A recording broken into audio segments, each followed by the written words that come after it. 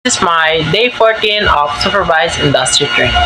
So sa buntag, nag-hinlo ko sa gawa sa mong shop, and then after na kay trapo ko sa mga sales. So after sa pag housekeeping nako, ning assist din ko ni Kuya Jun sa pag-ayos sa amplifier. So mo to akong gipang open ang casing, and si Kuya Jun ray ayo kay ako nag-observe ko niya kung saan niya pag-ayo.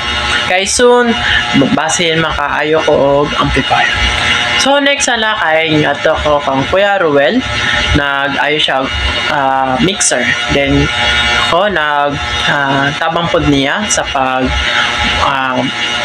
pagbalik sa mga volume controller at mixer.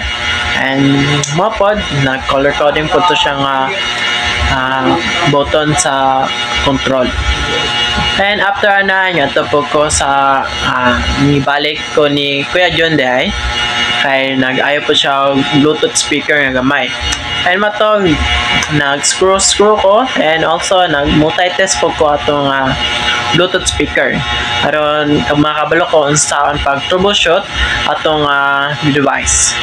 So after ato, the last one, kay after naman pang ito kay ning ato ko kang Kuya Joseph, kay naman siya nag-ayo og heater.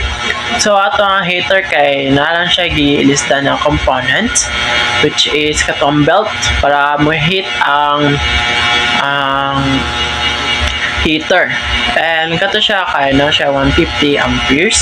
And finally na-aira po na mo, and ibalik na mo ang niyang casing, and ikuha po sa customer. So marathon, and that's all.